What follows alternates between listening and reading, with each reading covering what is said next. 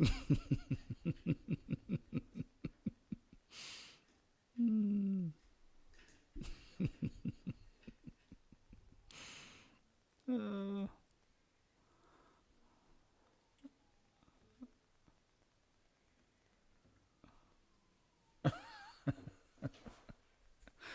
somebody in the chat just making me laugh.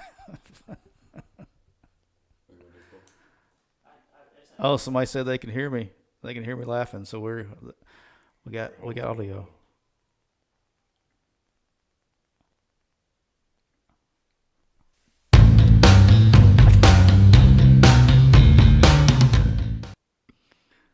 All right, welcome back into, I guess, live stream attempt number 2 here. How we doing, Neil? I'm fine. I'm fine. We got video. There it is.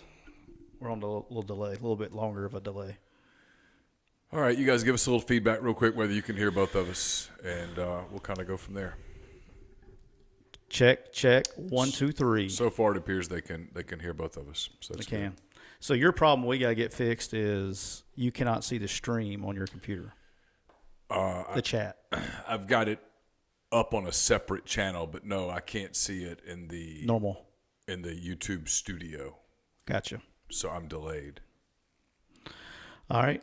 Yeah, Drew said he can hear me saying check, check, check in my in his sleep. I will occur. I'm tired of saying it. You ready to roll, dude? Yeah, 1 second. I'm pulling up readers. Yeah, and that's the way it's going to be on this. As weird as it is, you're going to hear me in one ear and Tyler in another.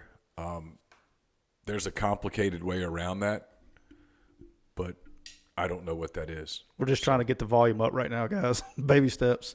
Yeah, I mean we're baby steps at this point.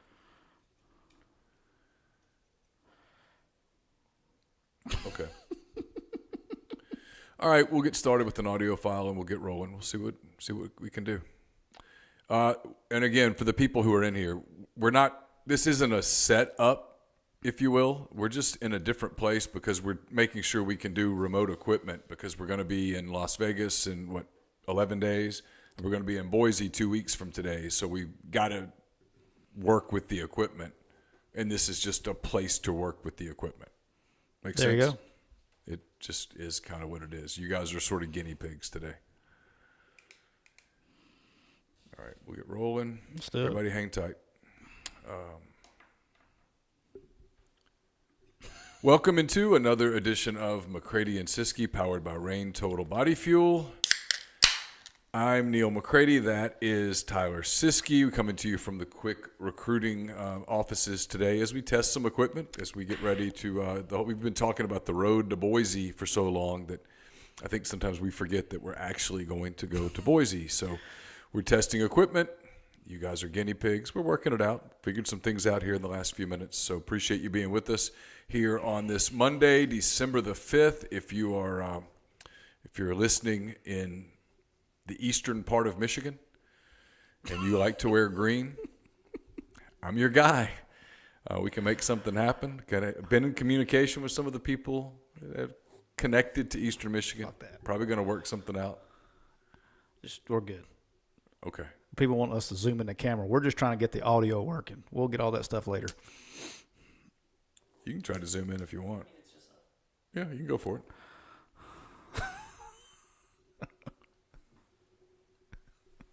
Did you get it zoomed in? All right. Okay. So anyway, we're brought to you each and twice a week. This week it might just be once a week because we got a lot of studio stuff going on. We might try again later this week. I don't know that we're going to be on the exact schedule this week, but we're working on some stuff. We're brought to you each and every time by Rain Total Body Fuel, 300 milligrams of natural caffeine, BCAAs, electrolytes, zero sugar. It's got what you need to push the limits, achieve your goals. Check them out on Instagram at Rain Body Fuel to learn more. Tyler, how are you? You know, Neil, I'm doing great. Almost as good as you're doing today. You've been through it, man. You got migraines. Yep. I just want to admire your patience throughout the technical difficulties. We had some technical difficulties last week. had some technical difficulties today, and I would have thrown that computer through the fucking window if I were you. So I admire your patience. Well, I appreciate that. Thank you. So I just get people that we pay to come in here and be smarter than me. Well, Cole and Austin figured it out. They did. And I helped a little bit. We kind of had some thoughts. We put our brains together. My brain is not as sharp today as I would like for it to be. But I heard that Rain Total Body Fuel improves your mental concentration. Did you know that? I did not know that, but you know what? I It says so actually right try here it. on the back. It says increased concentration. Oh, okay. So I've got the orange dreamsicle today. Yeah. What you got? You got I got Melon Mania. Melamania. That's one of my go-tos. One of my favorites. It's definitely in the rotation. Okay. So let's get to some of the topics that are out there. I don't think I even need the headsets right now. And that way I don't get the echo in my own head. Deion Sanders, they got the coaching carousel going full speed.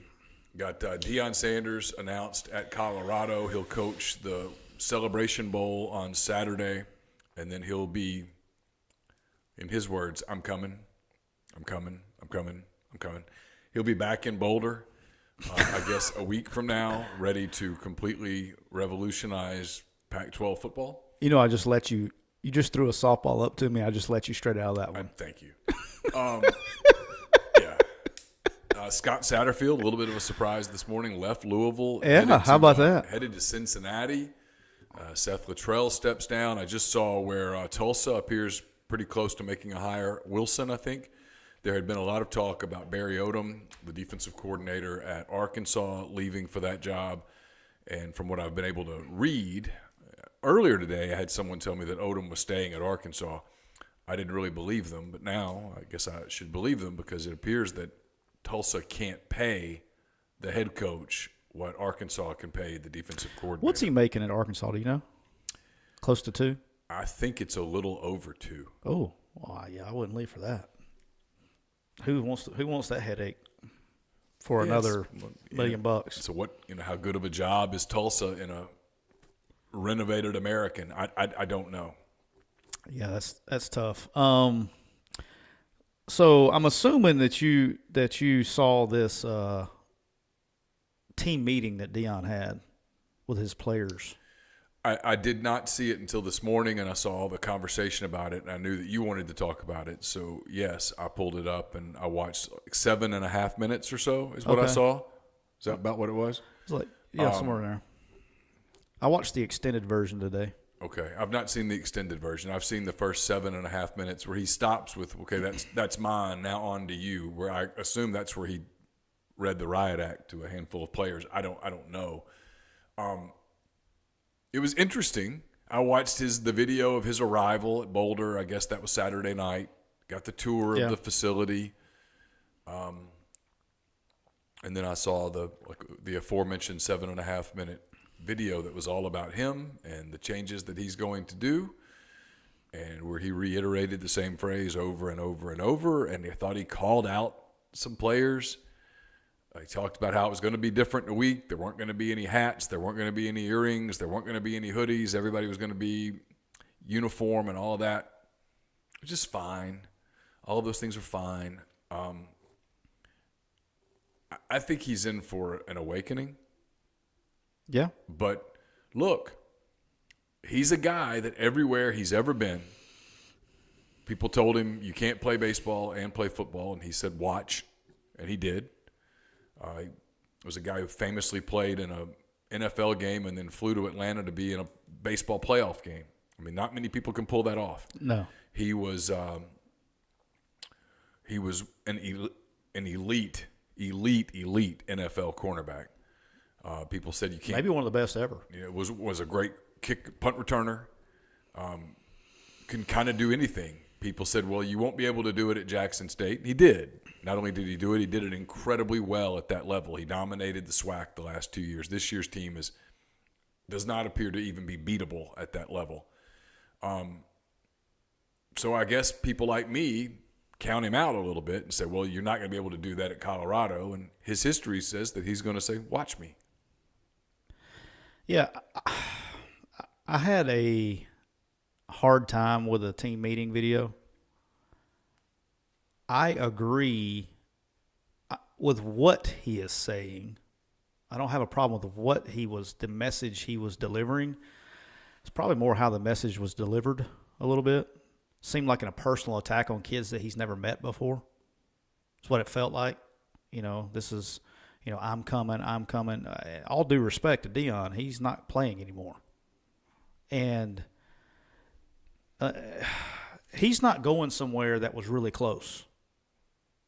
He's not going somewhere that, man, they were 5-7 and they lost 5 of the last 7 games by a score or less, and you go in and give a rah-rah speech and get people to try real hard, and you're going to win 8 or 9 games. He's going somewhere that was DFL. You know what DFL stands for? Dead for... Dead fucking last. Gotcha. Okay? They were DFL in scoring defense in the NCAA FBS. Dead last. They were 4th from DFL in scoring offense. They were 1-11. I want to let that sink in. 1-11 DFL in scoring defense and 4th from DFL in scoring offense. This isn't hey, let me go add a quarterback. I don't care if your luggage is Louis. I don't care if your luggage is a Delta 747 jet. You're going to need a hell of a lot more than that to turn that around. It's a complete roster overhaul. Complete roster overhaul. In fairness to him, while I agree with you, is it possible that video was shot let me rephrase that. That speech was not really for the benefit of the people that were receiving the speech in the room. That speech was for the benefit of the people that he's going to turn around and try to recruit to Colorado over the next 2 weeks. That's completely, I get what you're saying, but it's still disrespectful. Oh, there's no question about that. I mean, to the people in the room. Yeah, to the kids in the room. Look, at the end of the day, they got recruited. All those kids did was take a scholarship. All right, I mean, you want to blame Carl Durrell, you want to blame Mel Tucker, whoever the people that over the last 3-4 years put that roster together, they put the roster together. The kids, it's like when a coach gets hired and he's completely in over his head and he fails. And people go, well, that was like Ed Orgeron at Ole Miss. Yeah. People go, well, Orgeron. I'm like, no, you're blaming the wrong guy. I mean, when you're yelling at the coach who wasn't ready, who took the job, you're yelling at the wrong person. You should be upset at the people that offered the job in the first place to the guy that wasn't ready when there were more qualified candidates out there that you could have hired. Carl Durrell did not do a good job at Colorado. That's obvious. Coaches who are doing good jobs don't go 1-11 with their teams DFL or close to DFL in every major category. That's usually a problem. You had talent evaluation, you had talent development issues, you had cultural issues. And yeah, Deion, whenever a team goes 1-11, at the end of a 1-11 season, I covered a 2-10 season at Ole Miss in 2011. And at the end of that season, those kids were beaten down. Yeah. They were done. They had let go, they had quit, and anybody could have beaten them. Anybody. Ole Miss at the end of 2011 would not have finished in the upper half of the Sun Belt. They were done. Now, Hugh Freeze came in, renovate, but he didn't do it that way. Deion's way was a little bit more in your face. And maybe, and hey, look, it's possible, Tyler, that he was just telling the truth when he looked at him and goes, yeah. I'm going to make you quit.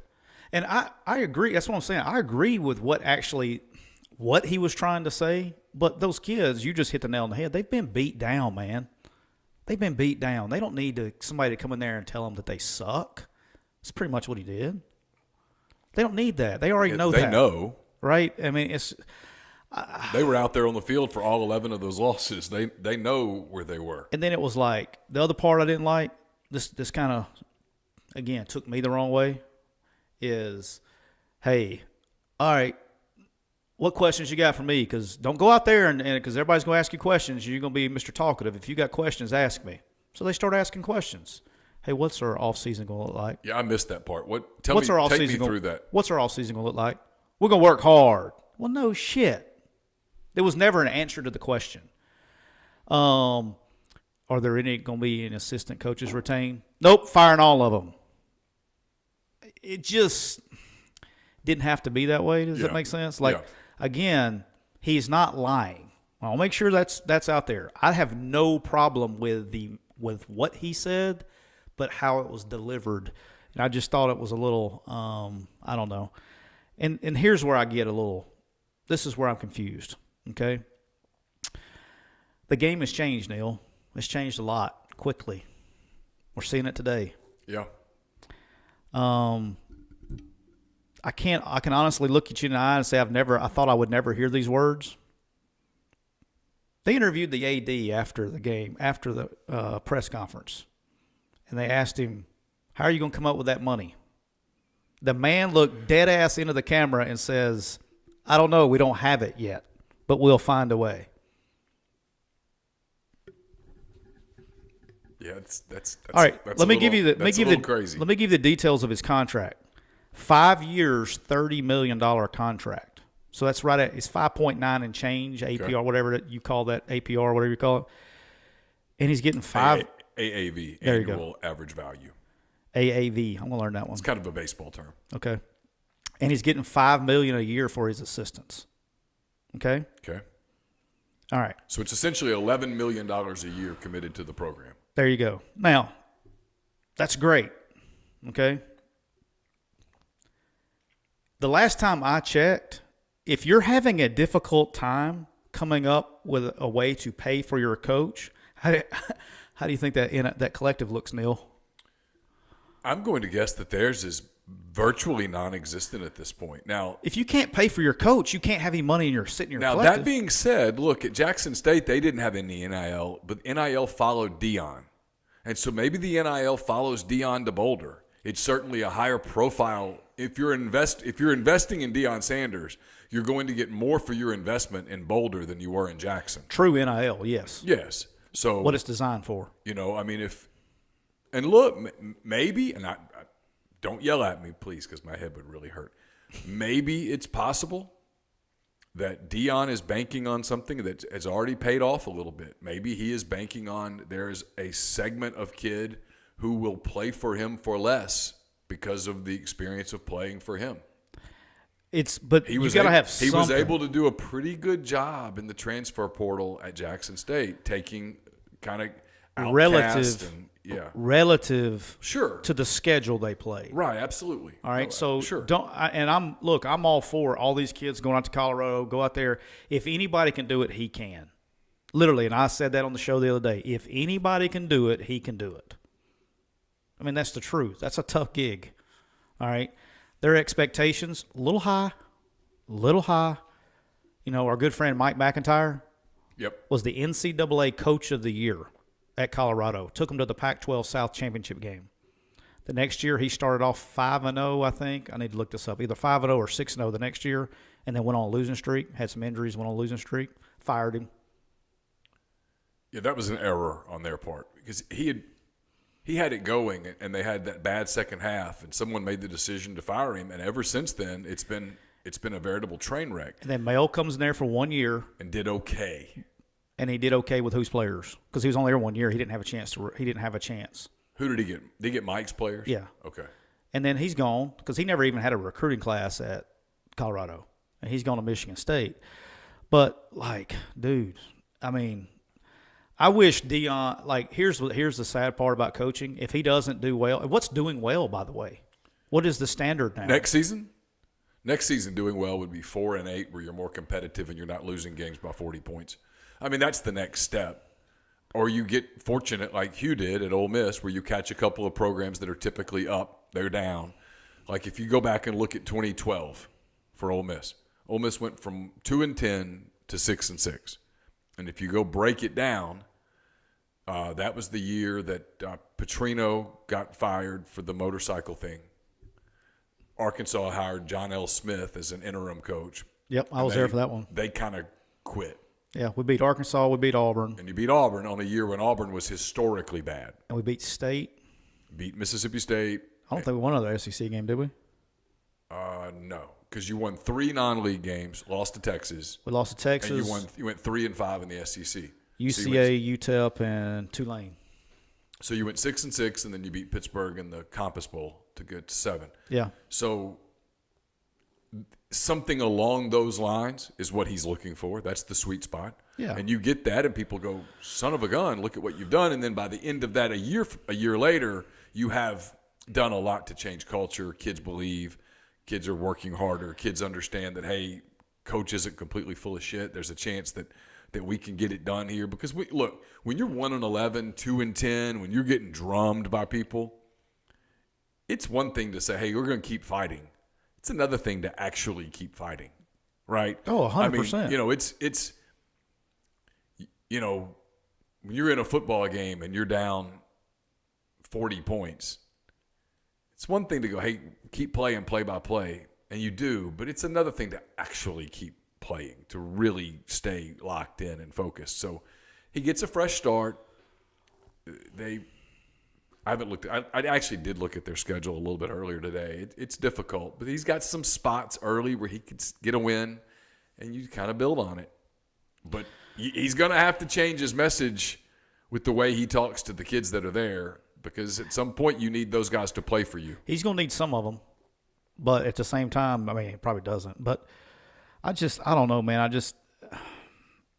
Well, the way the rules are now, you're not limited. You can go sign 50 kids and go get 35 kids out of the portal and run everybody out of there. Yeah, he for sure could. He can do whatever he wants to. Now, here's the trick. Be a hell of an interesting experiment. Here's the trick. And I'm going to say this again. Here's the trick.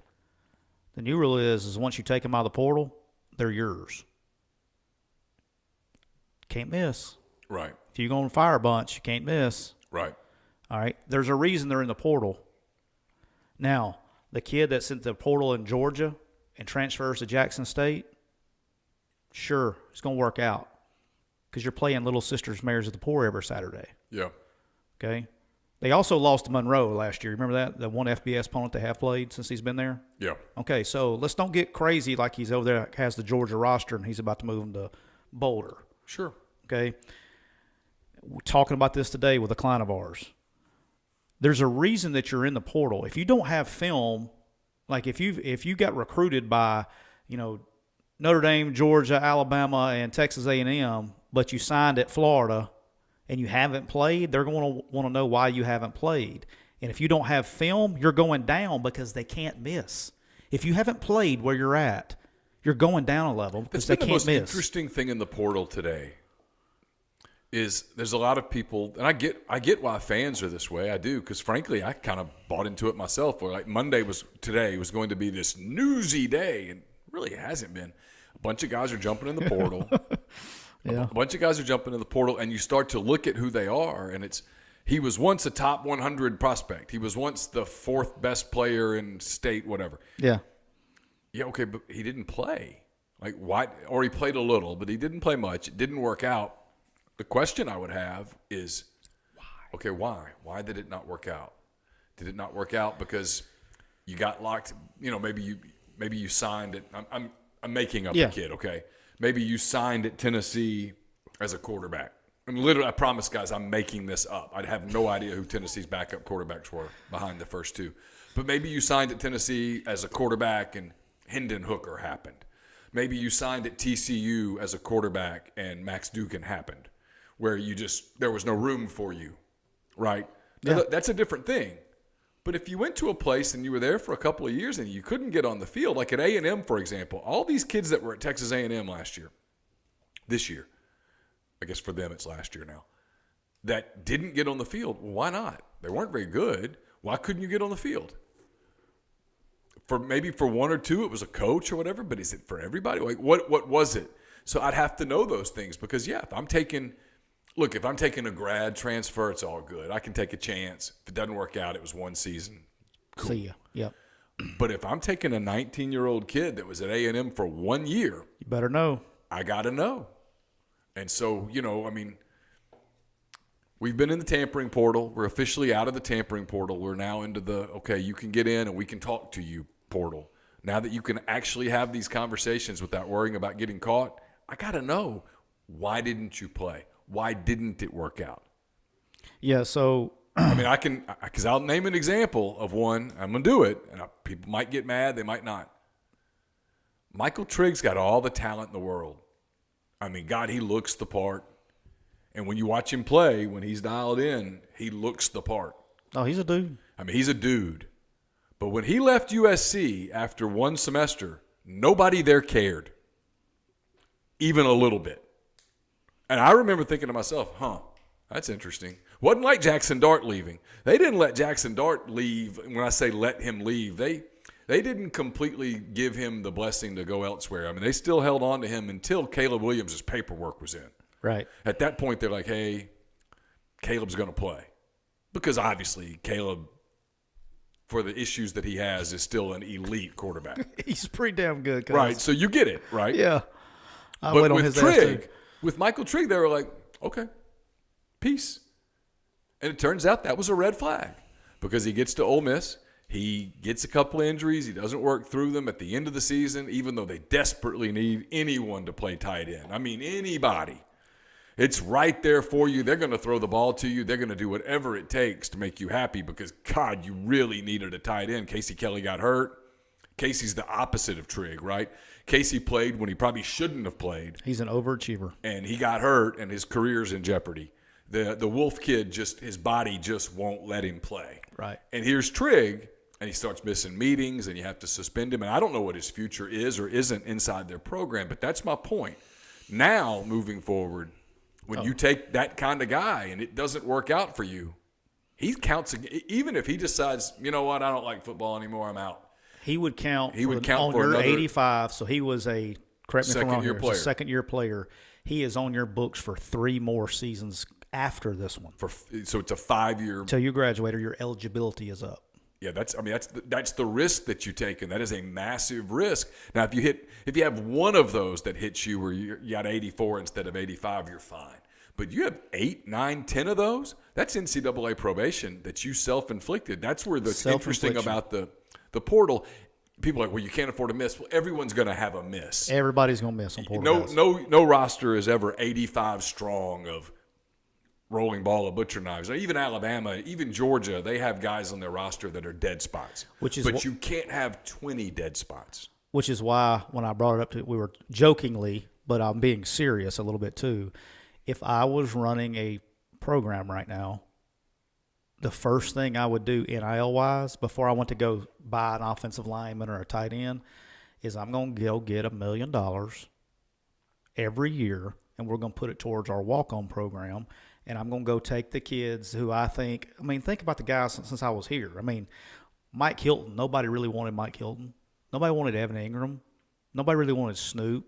Nobody that we couldn't just walk in and beat. Go get those developmental guys, put them on quote-unquote scholarship, even though they're not, and then supplement your misses out of the portal so you can have 85 scholarships. That's the whole point behind it, and it allows you to be a little bit more frisky in the portal. But, you got to play chess where everybody else is playing checkers. Last thing I want to talk about on this Deion thing, and this is in Deion's defense. The amount of people on social media last night and yesterday mad at him for leaving Jackson State to go to Colorado. Do you know how much money he was making at Jackson State, by the way? I don't. I learned this today. He has a 4-year, $1.2 million contract. Total. So he was making $300K. And guess what? He was giving half of it back to Jackson State for facilities and improvement and everything else. So he's basically, call it $300,000. That's fine. Oh, people are criticizing him for leaving? It's unbelievable. Oh, I haven't seen this. Why? On what grounds? Because he's not SWAC and he's not us, and just giving him a really bad time. Oh, that's ridiculous. Coach, he got paid $6 million a year, and he was making $300,000.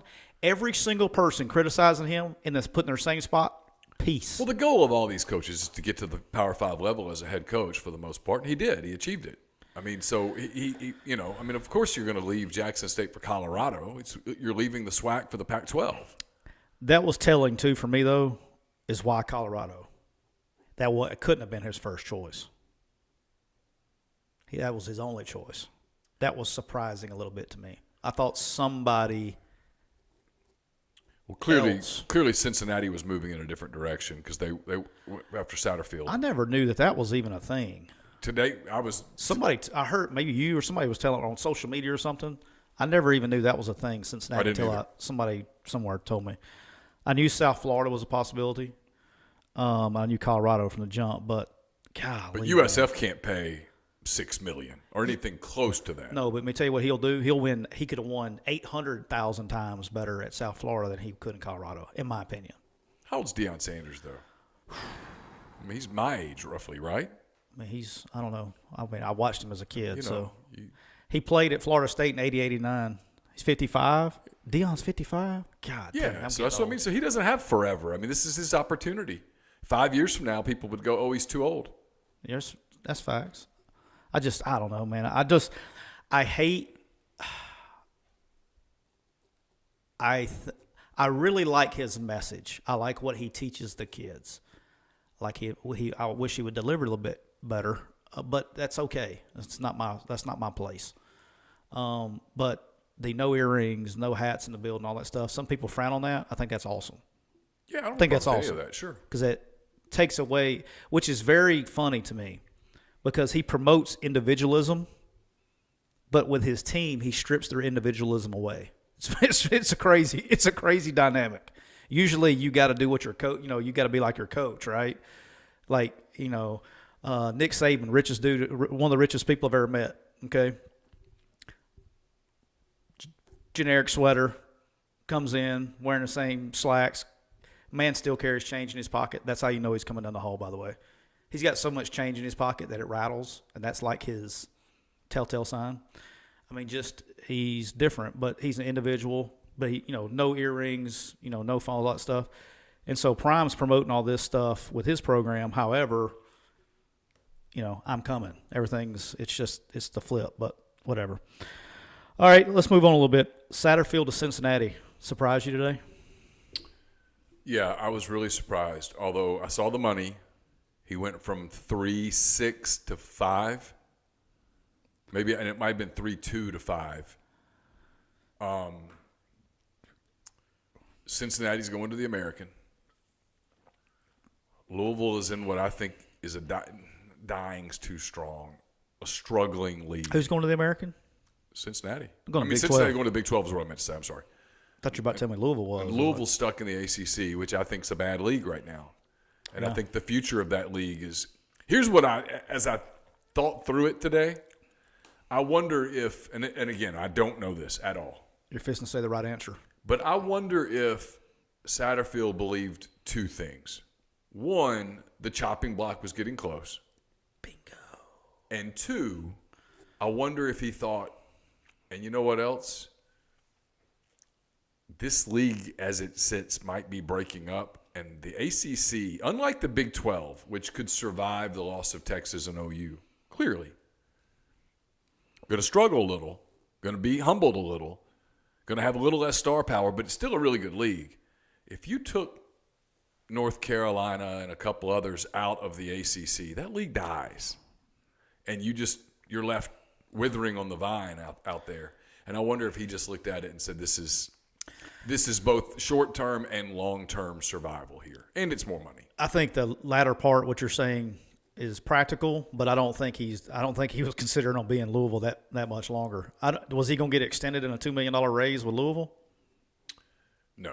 No. I think this was the most classic Tommy Tuberville move of all time. I think this was the getting out in front of the posse. And look, I'll say this too.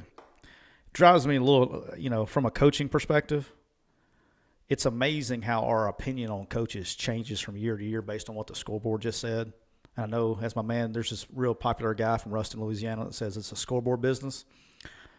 Hey, congratulations to the Bearcats, by the way. Headed back to the state championship for the first time since 1998. Firmly founded. Let's go. Who they got? I don't even know. Scott Satterfield, really good football coach. Like, legitly really good. Coached against the guy a bunch. Yeah. Really good schematically, good culturally, good human. I know people that have worked on his staff.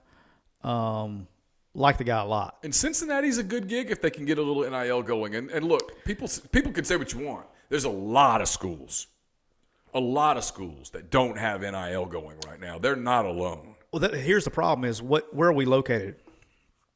We're in the Southeast, right? So most Sure. people that are listening to our show or in our area, they follow the SEC. And when they don't follow the SEC, they're following Miami Tech. Yeah. This is a very unique look. You got the Southeastern Football Conference, a couple schools surrounding. You got USC. You got Oregon. There's a lot of programs in between. Right. I would say most of them don't have NIL. Absolutely. Not we're just different because everybody's not like the Southeast. It's like I had that conversation with somebody. They were talking about Ole Miss back during the Kiffin thing, and I said, look, I mean, if you're Lane, the gamble you take, if you run the risk at the time, if you run the risk of kind of alienating Ole Miss and whatever is, I said, there's a lot of programs that are doing a lot more in NIL than a lot more than Ole Miss, but there's a whole lot who are doing a lot less, and so yeah, and the whole. Here's the other thing with NIL, and we'll touch on it real quick because I want to get some of this other stuff. Yeah. The other thing with NIL is that these schools that have a quote war chest built up, a year ago they all kind of made a mistake. They're all learning on the fly. They all sort of did this. Hey, let's go recruit a bunch of guys and we'll give them money. Cool. They brought them in. Those guys got the NIL, and the guys who were already in your program didn't get it. Yep. And say it again. Preach it again. And in many cases, those guys played and the new guys didn't, and that creates issues in the locker room. Preach it, brother. Well, there was one school, and I won't name it. It's an SEC school. It's not Ole Miss. It's not Ole Miss. I swear on my life it wasn't Ole Miss. But there was one school that all the players found out who got what in NIL. Literally saw a spreadsheet. How'd that work out? Did not go well.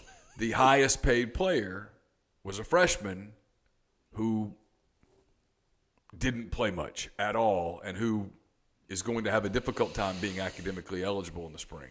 Preach it, brother. And so that doesn't go over well. Not at all. So now what you're seeing is these schools that have put together, to their credit, a war chest are having to go, hey, before we just go out on the free agent market here and just spread the wealth, let's make sure internally that we're taking care of this. Because let me tell you what's happening today all over the country that you're not reading about. Nothing against Matt Zenith and these people. They're not tweeting this because these kids aren't in the portal. But they're going to coaches and saying, hey, coach, I need to get X. Because basically what's happened, is the tampering portal, I've got an offer for X. Now, I'd like to stay here. And I'm not asking you to do anything except match that. And what's happening is coaches are like, all right, can you give me a minute? Sure.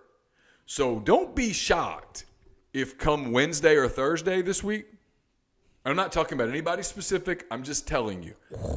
Don't be shocked if come Wednesday or Thursday this week, there's some new dudes that jump in the portal and you're like, whoa, where'd that come from? Well, I'll tell you where it came from.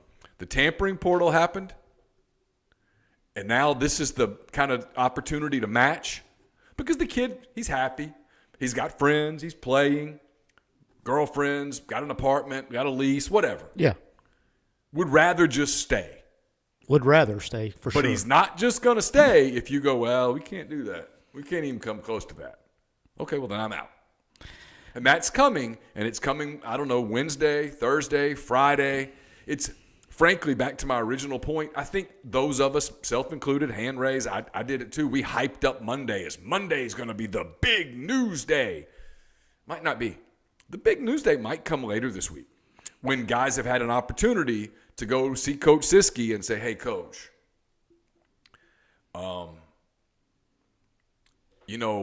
we don't come from a lot, and I've got an offer for $100,000. I can go to and play for $100,000.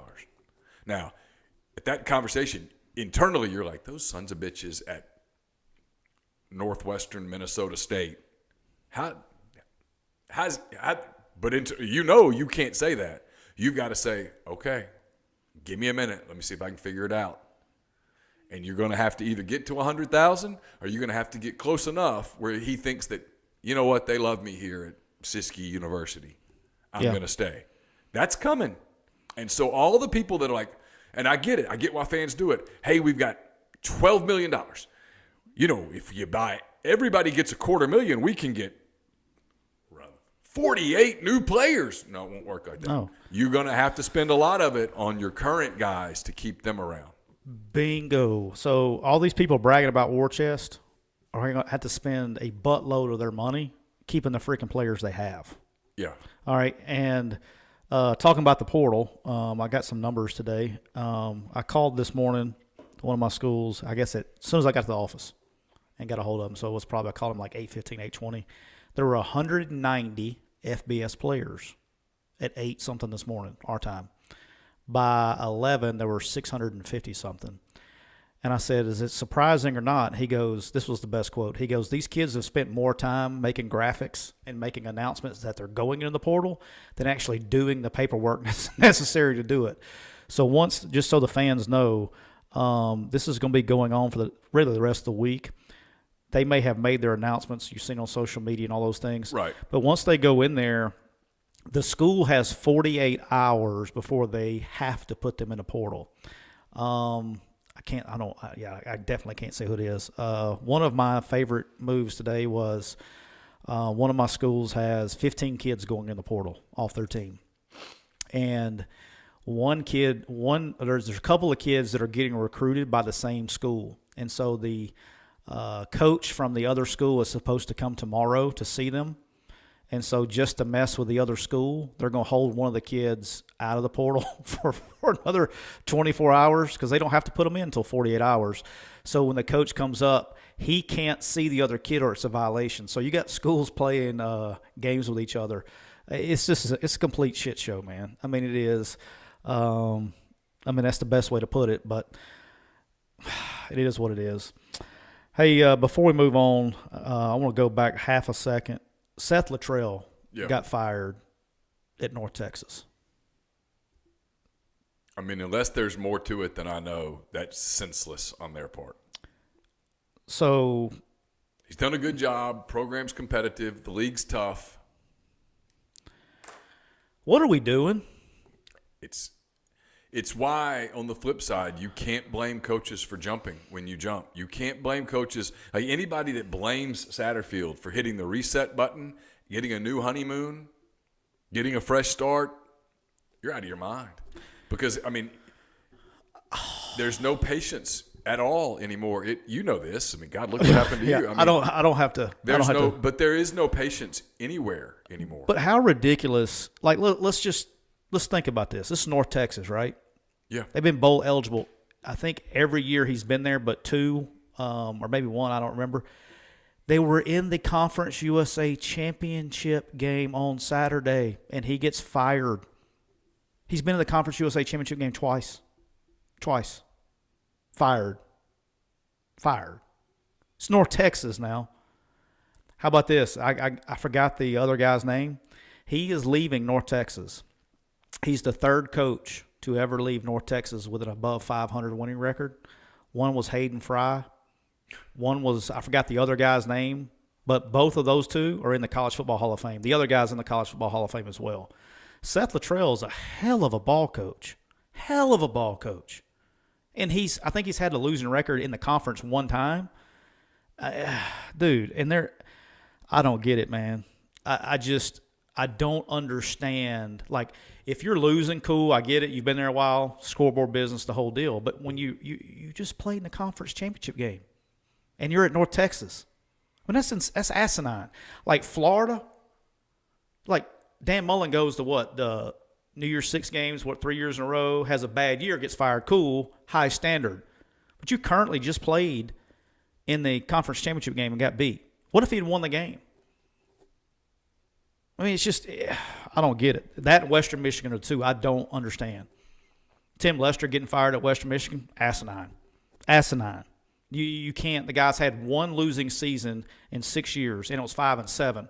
Oh, by the way, the last two games of the season, they beat your favorite, which we'll talk about in a minute.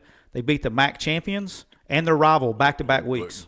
But don't you start Eastern Michigan blasphemy on this show. You understand me? I will come across this table. Well, hang on. Their rival is Central. Okay, so fine. Because they beat them too, though. We don't talk badly about Eastern Michigan. All right? I know you're sensitive. All right. We'll get to that side. We'll know you're sensitive about that. But I don't understand. Unless San Jose, unless you get first. And Yeah, then whoever's we can say first. whatever we want. You're for sale. But for right now, we don't talk about Eastern Michigan unless it is to say go Eagles, and how about that? What a program. What an amazing group of young men. What they accomplished there at Eastern Michigan. Your boy Jeff Brom at Purdue is going to be favored and rumored to get this job at Louisville. Why would he take it? Why would he leave? He's got a good gig at Purdue. I'm just telling you. I get it, but why? No, I'm with you. If I'm Jeff Brom, I use Louisville as a piece of leverage to go in there and go, okay. He's already done it once. I do it again. Give me a new deal. Let me get a couple more things that we need. You like me. I like you. It's kind of working here. Let's just stick this out. Yeah. And look. Because Purdue's doing a good job. He's doing a really good job at Purdue, and Purdue's happy with him. You can stay at Purdue and win 7-ish games for a long, long time. You're going to go to Louisville, which is a train wreck. This is hard for me to say. You will understand this. A lot of people listening to this show will understand this. My advice to all coaches, never go home to be the head coach. Absolutely. Never go home to be Absolutely. the head coach. And as my man David Cutcliffe says, they will never love you as much as you love them. Nope. They will never love you as much as you love them. Don't ever do it. And it's sad that it's not 1980 anymore. But it's true. It's very true. Before you go back to your own, like for every Kirby Smart, there's let's 20 look at Mike Shulas. Let's look at Kirby. Okay, let's take Kirby for example. And this is what sucks about it. All right, we got a lot of Ole Miss fans on here, right? Yeah. Sure. Imagine. I mean, as much as you love the place, somebody else, they love it just as much, right? They come back and they get shit on, and they can never you take their joy away. You know what I'm saying? Like, if as much as Kirby played at Georgia, he's won a national championship there. If Kirby goes 5-7 about 2 or 3 years in a row, guess what's going to happen? Oh, they'll start wanting him. Yeah, Want him gone. The difference is that he would always be able to come back with that. He won a championship and all that stuff. My point is he'll be able to come back for the reunions. My point is that for every Kirby Smart, there's 30 Mike Shulas, Matt Lukes, where it just didn't Never work. works. It just didn't work. And now, not only for Matt, because Matt's a big boy, but like for his family. It sucks, dude. It's weird, yeah. And Mike Shula went from loving Alabama to no part of it. Yeah, that's the part. You know, it's like it's just hard to explain to everybody, but it's like you can't. I mean, you get shit on by the place that you're supposed to love, and right, wrong, or indifferent. It leaves a bad taste in everybody's mouth. Everybody, and then people that used to like you don't like you anymore. So, all right, Neil. Before we get to the road to Boise, By the way, happy birthday to Kimpton Shine. I hope today is a special day for you, Kimpton. I hope that all your birthday wishes come true there at Eastern Michigan. hey, before we get to the road to Boise, Yeah. did the playoff committee get it right? You know what? I'm going to ask you. Okay. I have two thoughts on it. One, I'm a proponent of a 12-team playoff. I have been for a long time. I will tell you there will be years, and this would have been one of those years, when at the end of the year you look up and go, we're really going to do this? We're really going to have a 12-team playoff? Like, there's not 12 good teams. That's going to happen.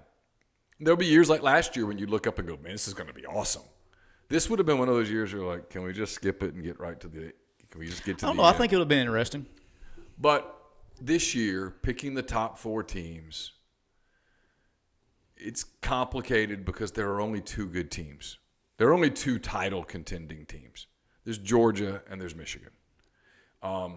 Agree.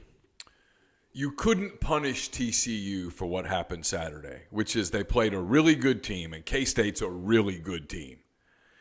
They played a really good team in a rematch game on a neutral site, and it was decided in overtime by this much, where if he gets this much, who knows how the rest of the overtime goes, and maybe TCU wins the game and they're undefeated. I think the committee did the right thing. You might disagree in a minute. I don't know. We haven't talked about it. I think the committee did the right thing in taking TCU and going, that didn't happen. You're third. Now, once USC got walloped, USC was out. They had to be out. Yeah. You lost twice to Utah, which lost to Florida. You couldn't do that. Right. So now you're picking, okay, well, what's the next best? What's the least worst option for 4? Yep. Ohio State lost once all season. Now, they ran through a watered-down Big Ten. That's not their fault. They lost once. It was bad. It was to an elite team. At home. At home. You could take Tennessee as a 2-loss team. But let's be real, Hendon Hooker's not out there.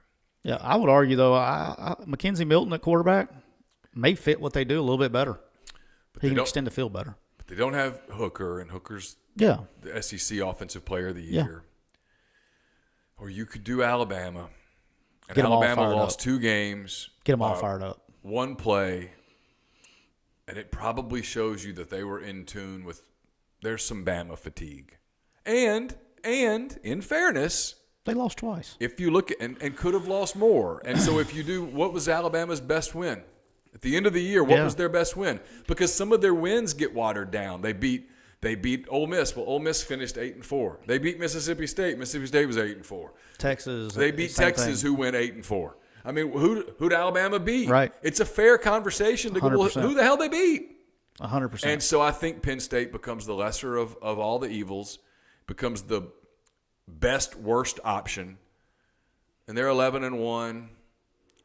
And look, from a TV. Did they finish 11-1? Yeah. Oh, Ohio State. Ohio State. So from a TV standpoint, you get a huge market, Ohio State, big fan base. You get Georgia, it's a sexy game, you'll play it. Okay, cool. Georgia's going to smoke them. But, okay. So, yeah, I think feel free to tell me I'm an idiot. I think they got it right. I don't know what choices they had at the end of the day. Yeah, I think that's more of it. Here was my whole thing is I think the entire purpose of a committee, and correct me if I'm wrong here, when they put this thing together, or whatever, 8 years ago, the entire point of a committee is to get the 4 best teams in there. And there's not anyone that can convince me that TCU is one of the 4 best teams in the country. Also, I'd like to wish a belated happy birthday to Michael Four, the running back there at Eastern Michigan. Great kid. Had a great year. Had a great season. And it's a shame, really, that he only has 518 followers. And here's what I'm going to tell you, Eastern Michigan, is he'd have a lot more than that if you would kind of adopt me right now for the next month. You want to go in? You got to make a. We're going to make a media push. All we got to do is go, because all we got to do, Eastern Michigan, is this. Forget Siskey here. I don't care. Now, you can do something nice for Cole because Cole's a good person. I don't care what happens with Tyler. Give me a sideline pass. Stop. I'm gonna be talking. obnoxiously dressed warm, so I'm good. That's fine. Give me a sideline pass. I've got some plans, and I've gone and hey, Cole and I are gonna go back through the tape. You coaches like to watch the tape. We're gonna go back through the tape like about August, September, because I think you're wrong on some things. But anyway, regardless, right now I'm talking to the people at Eastern Michigan. Give me a sideline pass. How much does a football jersey cost? What's a jersey cost? Huh? Eastern Michigan football jersey. What would it cost? Okay. It's called $100. I've got my friend Jonathan Ingram has pledged to spend $500 for said jersey. It's not necessary. So what we'll do is we'll take the money that's needed to buy the jersey. I'll find out whether Eastern Michigan's wearing white or that beautiful green that they've got. Oh, it's a beautiful uniform. Is that Kelly green? It is. It's a beautiful green. Okay, beautiful. Beautiful green. Get that. I'll get the jersey. I'll cheer for the Eagles the entire game hard, and we'll take the. I can't see it. Just tell me. This one is 27.66. Oh wow! See, unbelievable. Hey, you do know that there's a guy sitting about 8 feet behind you behind that wall whose dad was the offensive coordinator at Eastern Michigan. I did not know that. So you're trying to distract. He lived there for a You're while. trying to distract.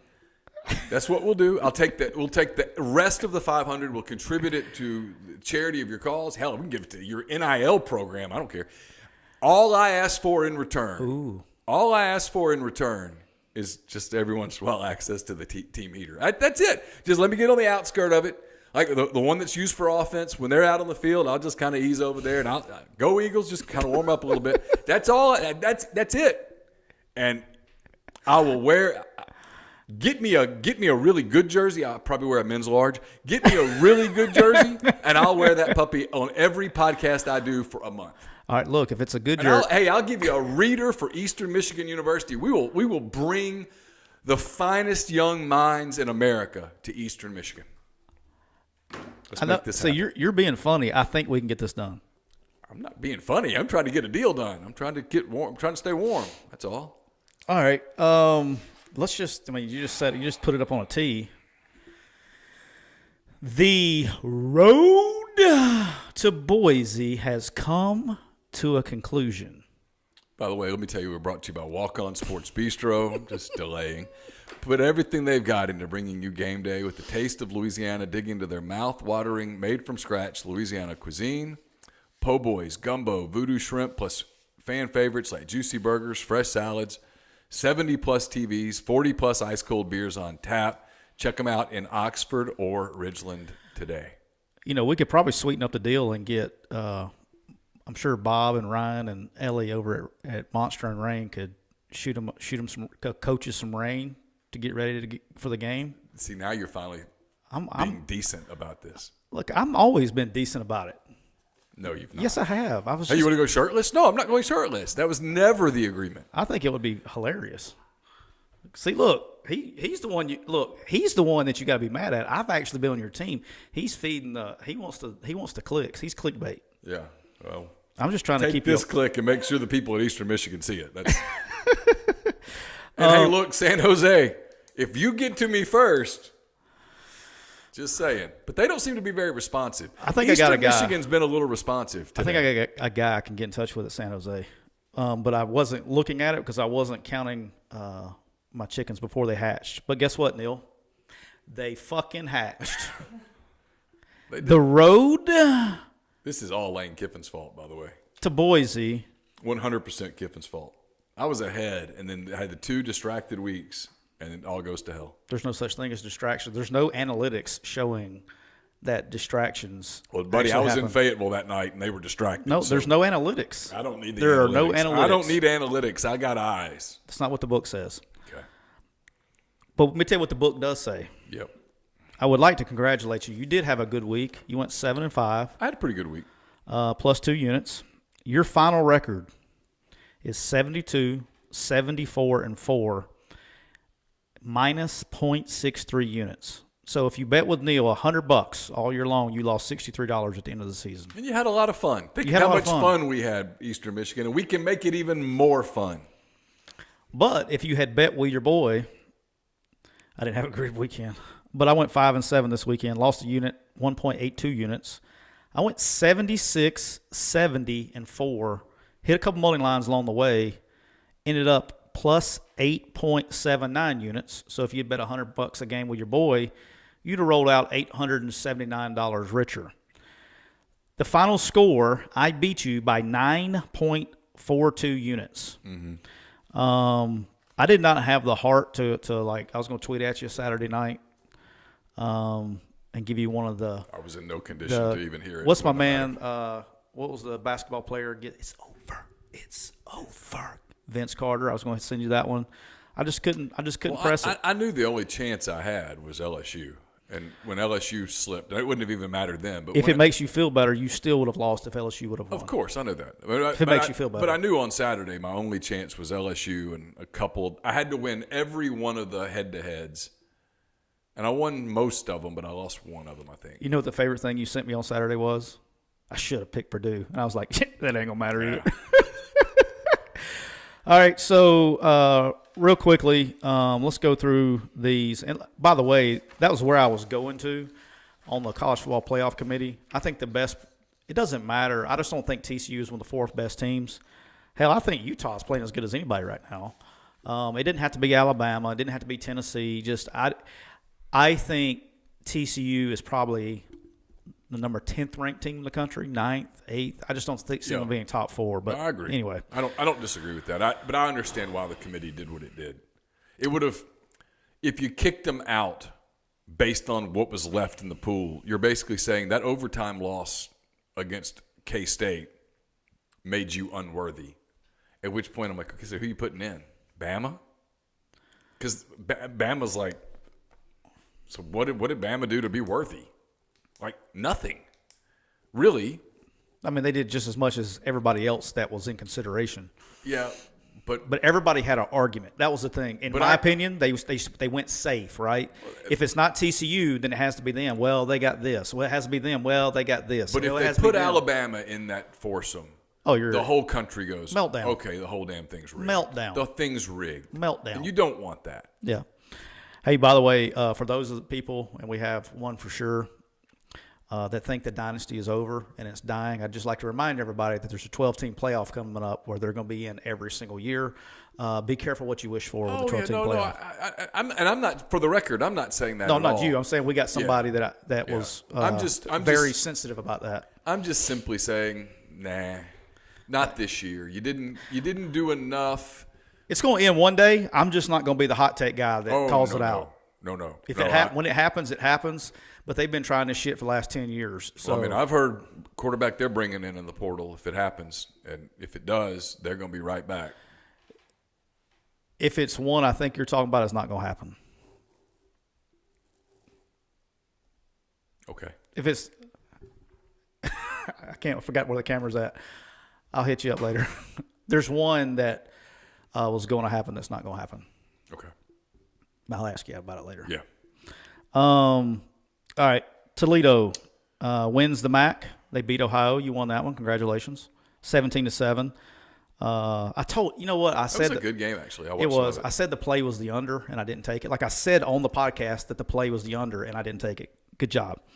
Utah USC surprised me a little bit, a lot of bit.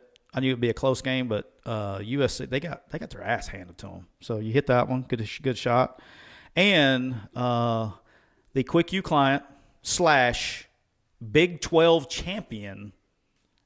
You hit this. I hit the money line. My Kansas State Wildcats. Quick U, team of the day. We're going to do all of our conference champions. We had 4 conference champions, cool. So we're going to do those this week. I communicated with Chris Vaughn earlier today. Congratulated him on Deuce's season. What a game. What a season. Offensive MVP of the championship game. Beast. He's an absolute beast. Man. You talk about a great story. Chris had a great tweet. He was on the Ole Miss staff when they won the Cotton Bowl in 2000. I guess it would have been early January of 2010. Yeah, they were right before we got here. And he had a picture of his son, Deuce, who at the time was probably 9 years old. And he's on the field at Jerry World, doing the snow angel thing and the confetti. And he juxtaposed it against a picture of him from Saturday on the field, same field, doing the angel thing in the confetti, and just how far he'd come. It's a great. It's a cool thing. Chris Vaughn is one of the nicest people I've ever covered. I love his wife, Marquette. She's fantastic. They're great people. And Deuce is that kid who kept always waiting to get taller. And they finally went to the doctor, and the doctor looked at his growth plates and said, "You're not going to get any taller." And instead of letting that work against him, he just said, "Okay, I'm going to go make the most of what I am." And what a special kid, and again, a special family, and the NCAA kind of let him be a scapegoat in the early part of that NCAA thing that went on forever at Ole Miss. It was utter bullshit. But he's fine. He works for the Cowboys as a scout and stuff. And to see that all come to fruition for them in that stadium, that's ironic. Was really, really cool. And they're, again, great people. I'm so fired up for them. I hope they get to finish the gig. And I hope they have where are they, in the Sugar Bowl? Oh, I don't even know. You know what bowl game Kansas State went to? I don't know. But I'll tell you this, is every time you watch them play, they're physical. I mean, fundamentally, they're doing the right things. Now, they may lose their one-on-one battle. So they get Alabama in the Sugar Bowl. Get you some of that. Good luck there, because Alabama's not going to have any players left. But very, very, it's a must-watch. And I'm a football geek, and you know that, but I watch them every week because it's a thing. It's a thing of beauty schematically. Fundamentally, what they do, how they attack people, it's good. All right, my TROJ, my Trojans with the ass kicking at the vet, John Summerall, it's a beatdown. year one, 11 wins, Yep. Sun Belt champs, A Hail Mary from 12 wins. a Hail Mary from being in the Cotton Bowl. Yeah. And by the way, I'm still pissed about this a little bit as a Sun Belt homer. Y'all want to call me a homer? I'm a Sun Belt homer, and I'm a friend homer. Like, why do we have to wait until right now for them to get ranked? I mean, they've won 10 games in a row. Yeah, they've been in my top No 25 for respect at weeks. all Yeah. until, I mean, like, if Central Florida beats, think about this, Central Florida beats Tulane, if that happened, there are 3 lost teams going to get in before Troy. That didn't sound right. But anyway, whatever. But conference championship year one, Sun Belt Coach of the Year they announced the other day, so good for him. You had Buffalo minus 11. They get beat by Akron on Friday Yep. with nobody in the stands, but they got bowl eligible. They beat Akron by 1, got bowl eligible. Right. And then LSU gets beat 50-30. That was my. I had Yeah, to, but you had to. yeah, I had to take the Hail Mary. There were people giving you shit on TikTok about picking LSU, but Cole set them straight. Yeah, they didn't understand. They didn't understand. It was the only. I had a very, very narrow path, perilous narrow path to victory, and it included having to either pick Purdue or pick LSU and get it. Yeah. Bottom line, it was the only chance that I even possibly had. So the people that they don't understand it. They can't relate to me the way I relate to Eastern Michigan. Did you know that we had 9 guys make the All-MAC team? You're already going with a we right now? Yeah. That got some people in trouble. Well, it's not going to get me in trouble. I mean, no, this is. Are you an Eastern Michigan homer now? Do you know what? Look at me without cheating. Do you know where Eastern Michigan is located in Michigan? Mount Pleasant. That's not right. Ypsilanti. That's right. I was testing you. Mount Pleasant is one of them, though, right? Isn't that Central Michigan? Or they're in Kalamazoo. Look, Anyway, Kalamazoo's Western. the story Right. out of this game for me was my good friends Garrett Nussmeier. All right, congratulations, by the way, to Jose Ramirez, defensive end. He's a finalist for the Ted Hendricks Award. Okay. Yep. Garrett Nussmeier. Did you watch any of the game? Did you see where Garrett came in the game? Or are you already tuned out? It's not that I was tuned out. I was smoking some wings. Smoking some what? Wings. Oh, okay. I'm sorry. Wings. And, yeah, come on. Stop. Trying some new things. Hey, you got one of those cooking facilities out by your house. Are you one of the people that complained about the smell in the neighborhood? No. You know this is a thing over there, right? In North Point? Yeah, in Oxmoor, North Point. You haven't seen this whole thing? They complained about the smell of weed? I've never even smelled weed. Neil, across the street from your freaking house is where they're cooking all the weed brownies and shit. You didn't know this? No. I swear. My wife showed it to me. There's like a thing going around. They're trying to get it. When they cook, it stinks it up. My man lives over there by you, too. In Oxmoor. It's a sewage thing. Neil, I'm not even joking. You think I'm joking? Across the street from your house, across the street from Winchester, is where they're cooking all the weed brownies and stuff. Just thought I'd let you know that. If you smell something, that's what it is. It's not coal. Garrett Nussmeier, really cool to see him bloom and blossom. I remember that, the kid was 12 years old. He was like the kid that dominated the neighborhood in every sport. Best kid athlete I've ever seen. And he balled out, man, so that was good. I don't really have any games I want to talk about. On my side, I took a bunch of donk games. Tulane, Central Florida. I may or may not have had some inside information on that one. And Very clearly did. And that's one of the few I hit in college. I tried You to. knew that Plumlee wasn't going to be able to go. He went. He was just dinged up. He was ineffective. And also knew what was going on with the backup quarterback. He was transferring. Oh, and that was yeah. his 5th game. Yeah. And he didn't want to play because it was going to make his 5th game, so they're going to have to go all the way to a true freshman. What'd you think of that? Did you get it on one hand, then on the other hand, you're like, man, that's your team. Don't you got to step up for your team? I'm torn. I mean, I am too, but don't you have to step up for your team? I know more of the story, so I'm probably more on the kid side on this one. There's some background in this one. I'm probably leaning more towards the kid. I'll tell you what, Jalen Jackson would have stepped up for his team. I'm just telling you. Is that what you're doing? You looking up who the backup quarterback was? No, I just all MAC wide receiver. He would have stepped up for his team. There's no question about it. There's no question in my mind. I mean, there is no question in my mind that Jose Ramirez would have stepped up for his team. No doubt. Zero doubt. I think it's from a coaching staff perspective. Mitchell Thomasek absolutely would have stepped up for his team. He would have, even if his leg was broken, he would have gone out there and punted for his team. He's not on the team anymore, right? Look, he made the All-MAC team. I'm just testing you. Samson Evans absolutely would have stepped up for his team. I feel bad for as a coaching staff, you got to know games, right? You got to know, okay, we got 3, 4, we're playing 5. There were some probably situations where they could have put somebody else in the game. Instead of him. Yeah, Yep. and could have saved yourself that problem. So probably a collection of everything. Yeah. All right, NFL. I got screwed for the first time all year. My under got smoked last night. Yeah, Dallas scored like 70 points. Yeah, 54-19. Yeah.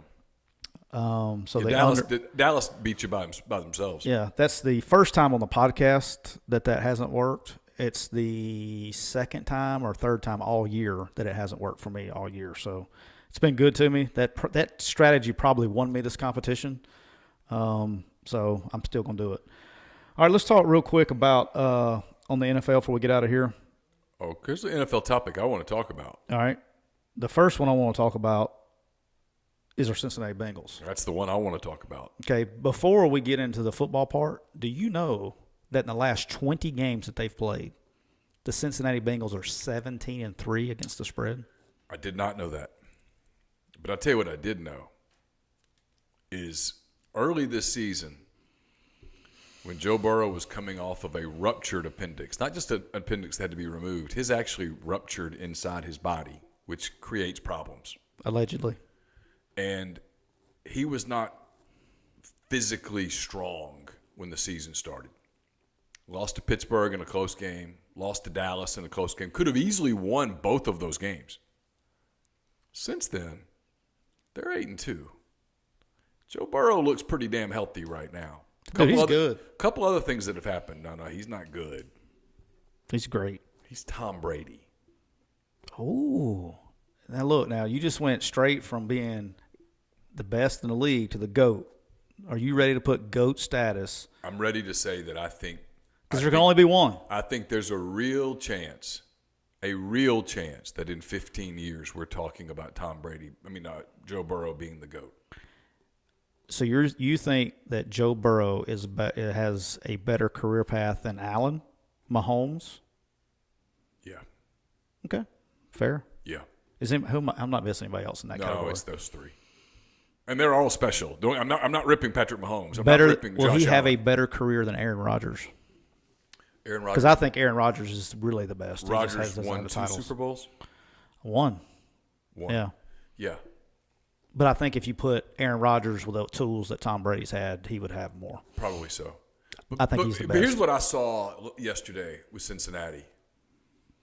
I saw Burrow make decisions on the fly that only incredibly football savvy people make. Oh, yeah. I saw Joe Burrow play behind an offensive line that now busts their ass for him. Yeah. I watched him play without Joe Mixon. Which is he's good, but there's a huge drop-off. And Samaje Perrine's good. Like between Perine and Mixon, there's a big difference. But he's not Mixon.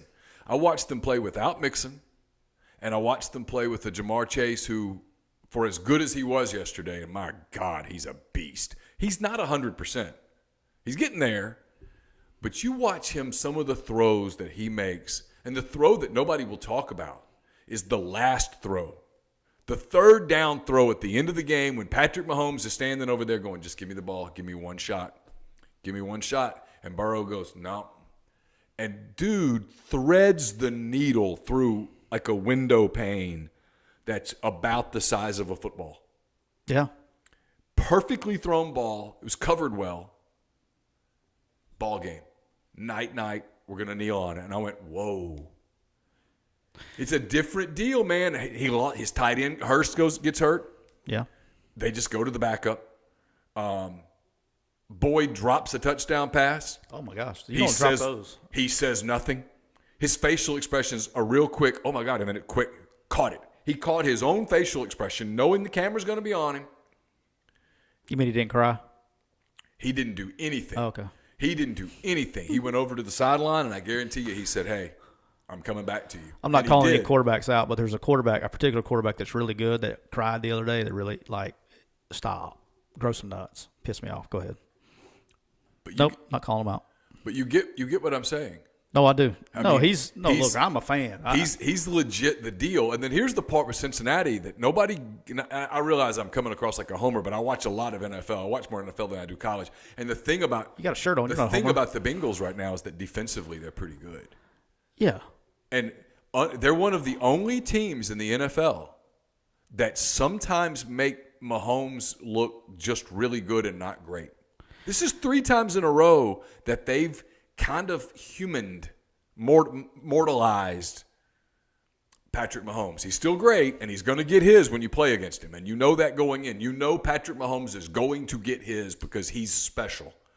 But they limit it. This is 3 times in a row they've beaten Patrick Mahomes and the Chiefs. Twice at Arrowhead, and now twice in Cincinnati and once at Arrowhead. They've been able to do this. Yeah. The thing about Patrick Mahomes, and it's a fun game to watch, it's must-see TV, is I find myself because I'm cheering for the Bengals or cheer for the Bills because, long story short, my kids love the Chiefs, and so I have to pull against them. Every single time the ball leaves his hand, Patrick Mahomes, I feel it's going to be a completion. Sure. And it's like when it's incomplete, you're like, oh, shit, somebody else screwed up. And he probably doesn't get enough credit he deserves because his talent level around him, he doesn't have Tyreek Hill anymore. And he's got Travis Kelce, who is a beast in his own right. But he's got a bunch of just above-average players. He doesn't have an elite dude. It's kind of scary. They're going for this. They tried to replace Tyreek Hill. You can't replace him. He just doesn't have the help. And I hope they don't treat him like they do Aaron Rodgers, where you take a guy's talent for granted and you feel like, oh, we can go get cheap and around him. But he's good. But I'm with you. Bengals pretty good. All right, Jimmy G gets hurt yesterday. Does that change your outlook on the 49ers? Yeah. Still was a nice win for them, but it's going to be tough. It's going to be really tough. Dude, Brock Purdy came in and he did. He looked really good. He did, but he doesn't. I don't know that he's got the season upside that they had with Garoppolo. But hear me out on this. Do you have to be, with everything they have, because the NFC's down a little bit, right? They're good enough on defense. They're good enough in the running game. They got a good O-line. They're good at tight I end. don't know how down. The NFC might be down, but I'll tell you who's not down. Did you watch Philly yesterday? Oh, yeah. I mean, look, sometimes you just sort of know what you're looking at. Yeah. And here we are. It's December now. Who beat Philly? Yesterday, No, who beat them? The Giants beat them? Who beat them? I can't remember who beat them, but they're 11-1. Yeah. And it's December. And now's the time that you really start noticing teams. I mean, teams peak. Yeah, they lost to Washington. They look like a Super Bowl team. They look the part of a Super Bowl team. Philly does. Much the same way that in the AFC, there are 3 teams that I think are Super Bowl teams. And I'll be honest, I think the Chiefs are the third of those 3 teams. All right, you got to pick right now in the AFC. In the NFC, I've got 1 team that looks like a Super Bowl team. I got 3. That look like they could win a Super Bowl? No, get to a Super Bowl. Okay. I don't think any of those 3 are going to win the Super Bowl, by the way. See, I think Philly could win a Super Bowl. All right, so you got Philly versus the Bills. Who are you taking? I'm taking the Bills, but if you told me that Philly won the game, I can make an argument for how it happens. Yeah, I mean, it's a pro game. But if you told me Philly versus the Bengals, who am I taking? I'm taking the Bengals because I think they're going to outscore them. But if you told me that Philly won the game, I'm not surprised. Same with Kansas City. But if you give me another NFC team, Dallas, Minnesota, and you tell me they're playing one of those three teams, I'm like, it's a blowout. Dude, I'm telling you right now, I don't know why. I'm starting to believe a little bit in the Cowboys.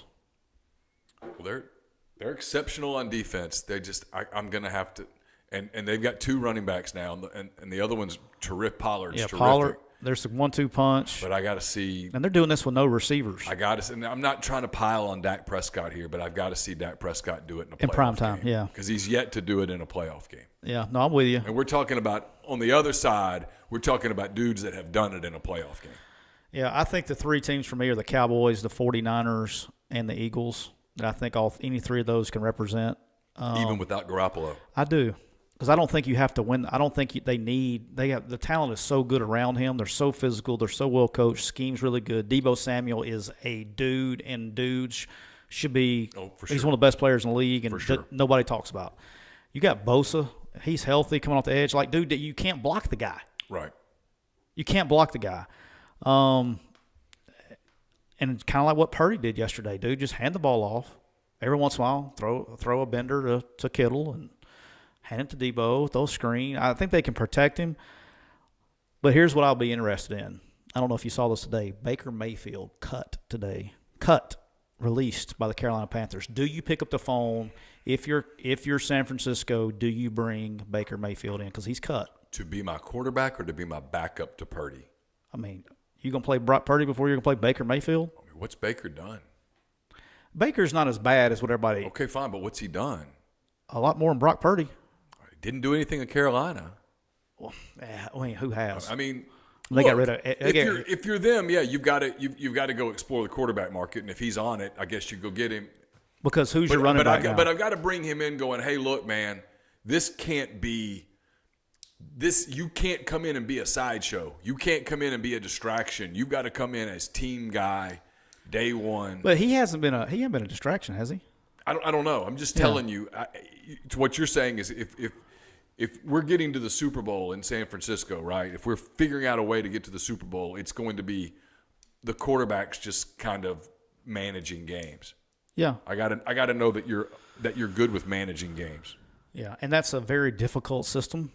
What he does. But look, I don't know. I know I'm in the minority on this. I like Baker Mayfield.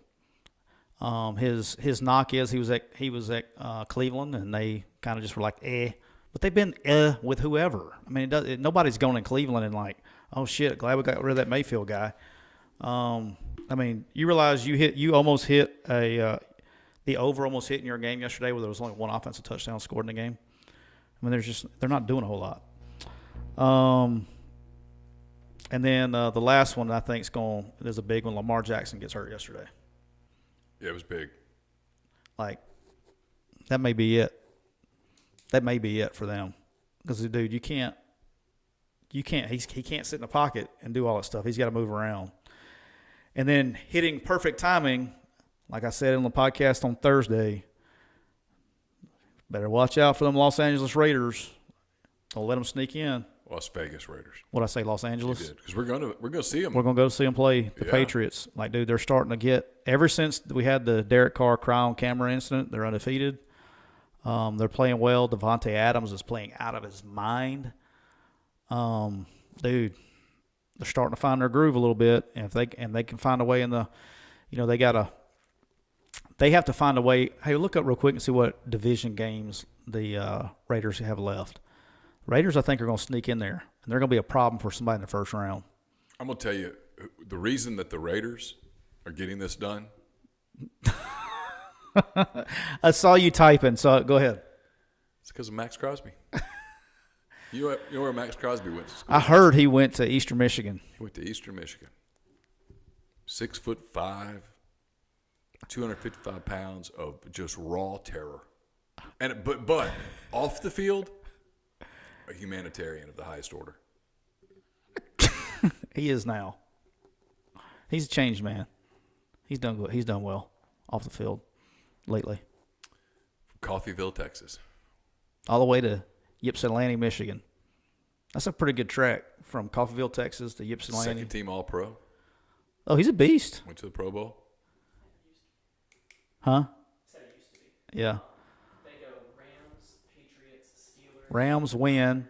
Patriots will be there. Steelers, Don't sleep on the Steelers. I told you, Neil. No, you're right. 49ers, Ooh. Chiefs. Ooh. Last 2 weeks are going to decide their fate. What's their record? They're 5-7 now? Yes, they're 5. Yeah. Yes. What do you think it takes now, 9 or 10? For them, 9 might get it done. Yeah, because they're going to kill each other. All right, last thing before we get out of here. Saints at the Buccaneers tonight. And as my man Vibin says, the New Orleans Aints are at the Buccaneers tonight, -3. I've already placed my wager on this game. I bought a half a point, and I took the Tampa Bay Buccaneers -2.5 for -120. Bought a half a point. So I got the Bucks -2.5 tonight, buying a half a point at home. They got to win tonight, man. And everybody's active. I bet that line's already moved. Everybody they thought was not going to play is going to play. Buccaneers have to win this game, and the Saints are going to put us to sleep with their offensive performance tonight. The Saints need Taylor Powell.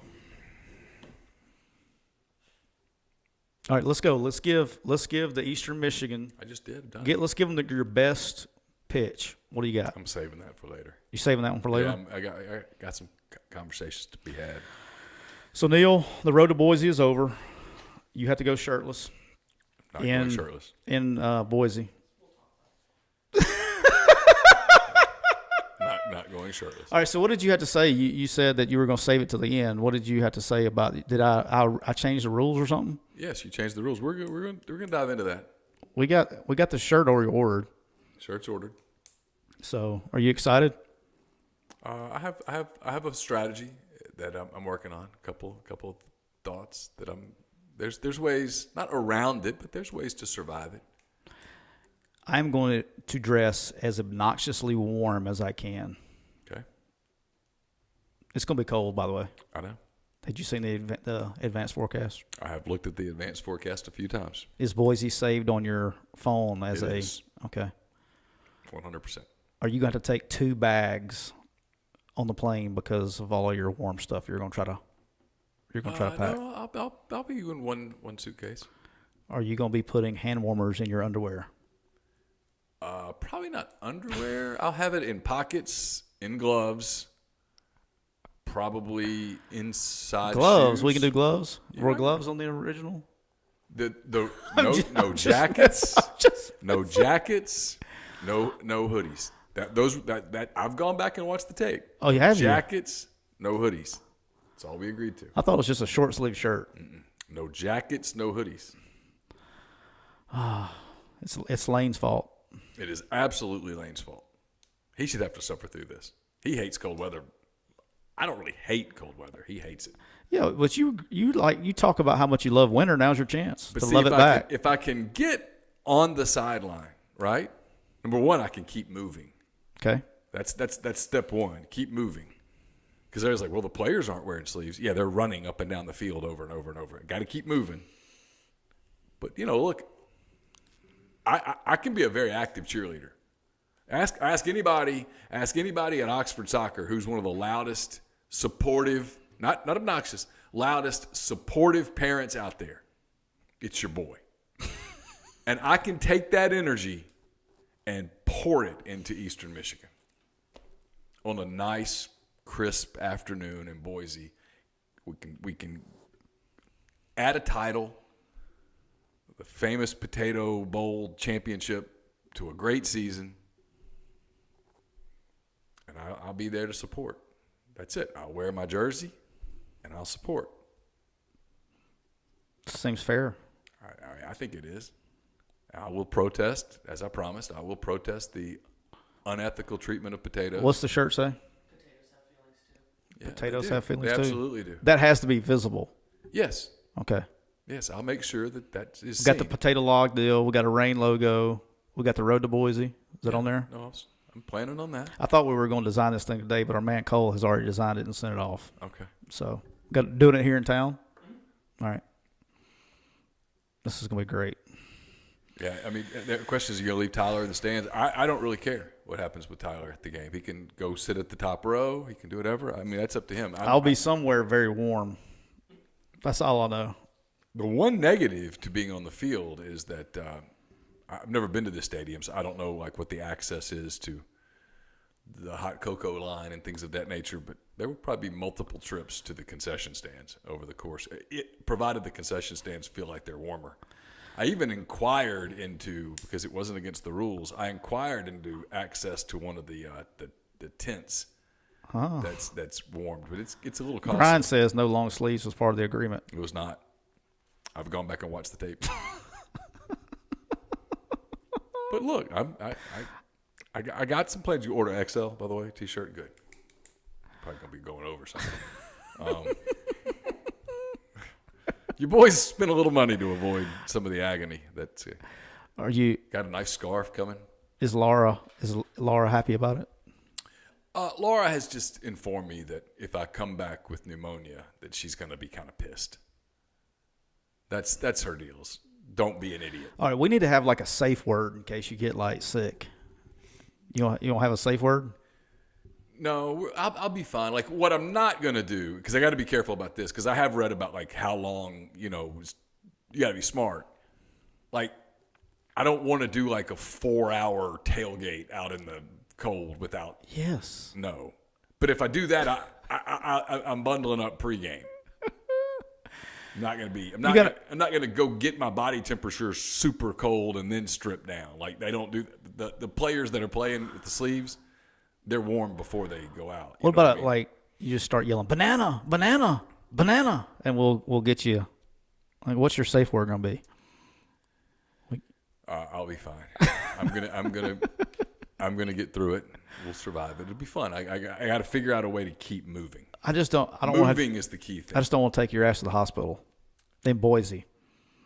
Well, no, it won't be that. You got to keep moving. That's the key thing. I've noticed that, like at the Oxford soccer games, when you just sit in the stands and you just sit and you sit and you sit, that's when you start getting really cold, and then you get stiff. So you got to keep moving, keep the blood moving. So that's another reason. I'll be Mr. Energy on the sideline. He said that Austin says that the safe word should be Biden administration. Oh, that's true. Or I love mask. Give me a mask. Give me a mask. Booster shot. Isn't it funny? You don't worry about your face getting all that cold. You worry about like just your upper body getting cold. Oh, dude, I'm so soft to the cold. Look, I don't deal well with the cold, so I'm glad I was not worried about losing as much as I was about freezing. So it's 27 degrees and a 25% chance of snow, but it's still 10 days out. That forecast could change a lot. Would it be crazy if we're in the middle of a damn blizzard out there? That would be epic, and I would love every second of it. So how are we going to get? Because we're not going to be able to do a show, obviously, during the game. You're going to social media stuff out. Yeah, you can do it live from the Twitter account. You can do all kinds of stuff. Yeah, we'll have a good time with it. Oh yeah, it'll be fun. We'll have a good time. I'm going to have some fun with it. But I'll. Yeah, follow McCready, Siski. Yep, Twitter. That's where you'll go live. We'll put this everywhere. We have it on Instagram, TikTok. If you want to see everybody pick on Neil every week, they blast you on TikTok. Just random people just blast you on TikTok. Okay. I mean, TikTok's not mine. My favorite one was some dude was blasting us this past week when you picked the 49ers and I picked the Dolphins. And they're like, you're not going to win that pick. Who you talking about, boss? Because you picked. So they just come on there and just randomly blast you. TikTok is like nothing but trolls. It's a random no-show for the Dolphins, by the way. If you're a Dolphins fan, that's almost a little alarming. It's kind of a random no-show. Did you watch the game? I didn't. I was watching Cincinnati. First play, 75 yards out the gate. The RPO hits the seam, go. That was it. And Tua was missing throws he doesn't miss. Like he's usually very accurate. That's his thing. I'm talking about easy throws. Yeah. Anyway, we'll be back on. I don't want to commit to a schedule this week. Full disclosure: the Clark Ford Studios are getting a major renovation come Thursday mid morning is when that's starting. So I don't know what the rest of this week looks like. We'll try to bring you another one of these because I need, if this Eastern Michigan thing doesn't work out, I got to campaign my boys in San Jose. So, I mean, anyway, we'll get back to you at some point. We've been brought to you by Rain Total Body Fuel. They're also big part of making our trip to Vegas and Boise happen. 300 milligrams of natural caffeine, BCAAs, electrolytes, zero sugar. It's got what you need to push the limits, achieve your goals. Check them out on Instagram at Rain Body Fuel to learn more. So for Tyler, I'm Neil. We'll be back later in the week at some point. We'll keep you updated on social media when that is. So until then, take care.